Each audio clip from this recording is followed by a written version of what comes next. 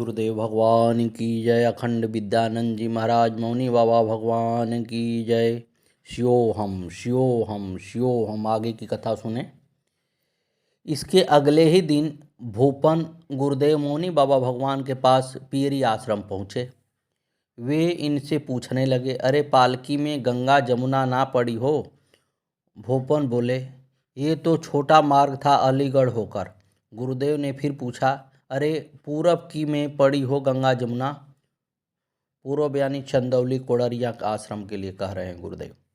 भोपन ने कहा, पूरब की में तो त्रिवेणी इलाहाबाद भी पड़ी। इतनी बात होकर भोपन चले आए और सबको बताया। दूसरे दिन ये कई भक्त पिपरी आश्रम पहुँचे। इनमें महेश शर्मा, बटानंद, सुभाष विधायक इत्यादि थे। भोपन नमन करके मंदिर की चोटी पर लाइट लगाने चले गए तथा बाकी लोग गुरुदेव से वार्तालाप करने लगे। जब भोपन नीचे आए तो ये सब गुरुदेव से बातचीत करके बाहर आ चुके थे। भोपन ने पूछा, नक्शा बना? क्या लिखा है पालकी में? ये लोग बोले, महेश शर्मा छपवा लेंगे, देख लेना। वे भक्त चले गए और भोपन अंदर कुटी में गुरुदेव के समीप जा बैठे। मौनी बाबा भगवान ने इनसे पूछा, अरे पर्चा कहाँ हुई? देखी तो भूपन बोले, बाबा पर्चा तो वे ले गए, अब की महेश शर्मा इंतजाम करेंगे। गुरु भगवान थोड़ी देर तो चुप रहे, फिर बोले, 2 की दौज हुई। भूपन ने कहा, नहीं गुरुजी, 17 तारीख की दौज है। लेकिन वे बोले, अरे ना, 2 की हुई दौज, होली करके 2 की दौज। अब भुवन की समझ में आया तो इन्होंने हामी भरी, हाँ जी। गुरुदेव बोले, अरे तो लिख लाई हो? इन्होंने एक कागज़ पर लिख लिया। फिर वे बोले, जा छपवा ला। भोपन को पूरब के रास्ते में पड़ने वाली जगहों का ठीक से ज्ञान न था। अगले दिन इन्होंने कैलाश को फ़ोन करके पूछा तो वे कहने लगे, 17 की दौज है भाई, और महेश शर्मा छपवाएंगे नक्शा। भोपन ने बताया कि मुझसे तो 2 तारीख की ही कहा गया है। कैलाश एक बार और बोले, वे तो कल ही 17 तारीख की बात कर रहे थे। भोपन ने उनको बताया कि यह तो बस इतना जानते हैं कि गुरुजी ने उनसे 2 तारीख की दौज बताकर नक्शा छपवाने को कहा है, और कहा है कि आप मुझे रास्ते में पड़ने वाली सारी जगहों का नाम बता दें। कैलाश ने भोपन को जगहें लिखवा दी और भोपन ने नक्शा छपवा कर शाम को ही गुरुजी को दिखा दिया। गुरुदेव उन नक्शों को अपने साथ ले गए और दूसरे दिन होली वाले दिन बटानंद के यहाँ वे नक्शे बांट दिए। उन्होंने भोपन को तैयारी करने के लिए कह दिया। भोपन ने 7 बड़ी ट्रक, एक छोटी गाड़ी और डीजे वगैरह का इंतजाम कर लिया। फिर भोपन के पेपर का समय था।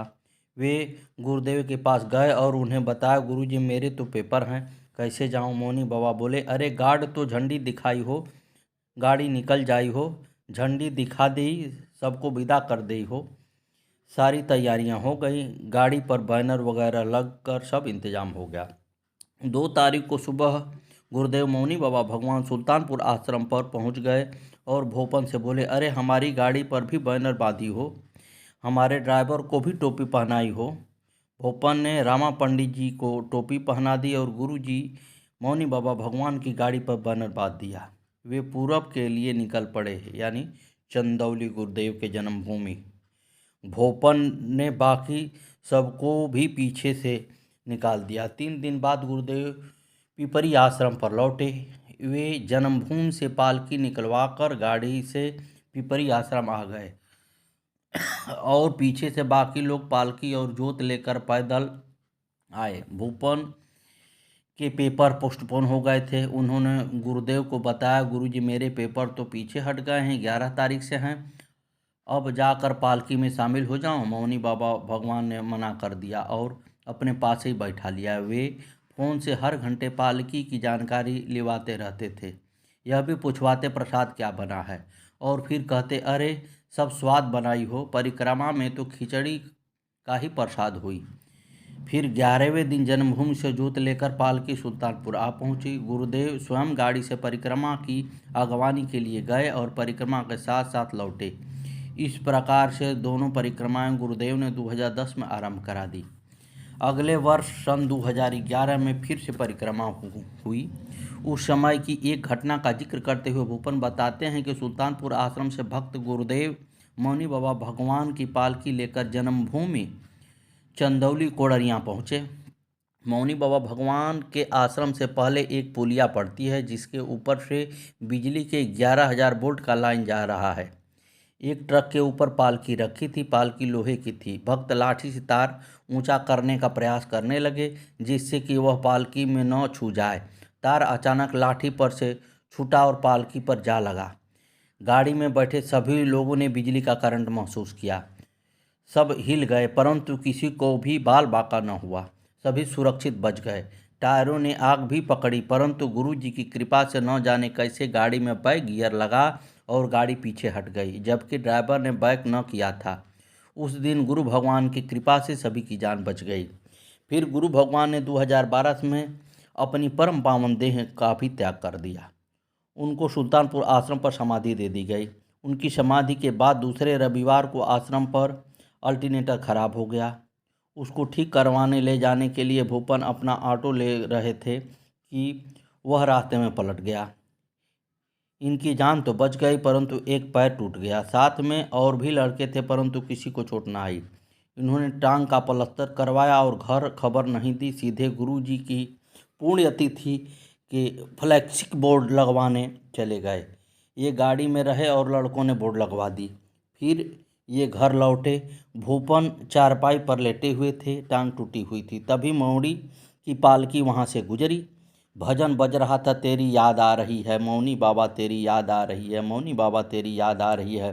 भूपन कहते हैं मेरे अंदर कुछ ऐसा हुआ कि मैं रोने लगा और विचार आया कि गुरुजी मौनी बाबा भगवान की याद में हर महीना तीज तिथि के दिन पालकी निकाली जाएगी। इन्होंने अपने साथी लड़कों को बुलाया। सोनू, पिंटू, कपिल आदि सब लड़के इनके पास पहुँचे। उन्होंने डीजे बुक कर लिया और रात्रि में ही पूरे क्षेत्र में मुनादी करवा दी। इनसे कुछ लोगों ने मना भी किया कि आश्रम पालकी का खर्च न देगा। भूपन ने कह दिया कि गुरुजी की कृपा से खर्च की आवश्यकता नहीं है, खुद कर लेंगे। तब से हर माह की तीज गुरुजी की पुण्यतिथि को यह पालकी निकाली जाती है। भूपन कहते हैं कि इनकी बहन के बेटा न था।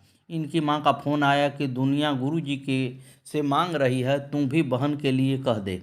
उस समय ये गुरुजी के ही पास बैठे हुए थे, अरुण सेठ के घर।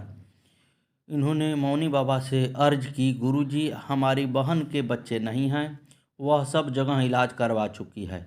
गुरु भगवान बोले, अरे 10वीं का व्रत करा ले। इन्होंने अपनी बहन को गुरु वचन बता दिया। इसके 1 वर्ष बाद उसके घर पुत्र का जन्म हुआ और वर्षों की आस पूरी हुई। सतगुरुवे नमः, सतगुरुवे नमः। आगे की कथा कल।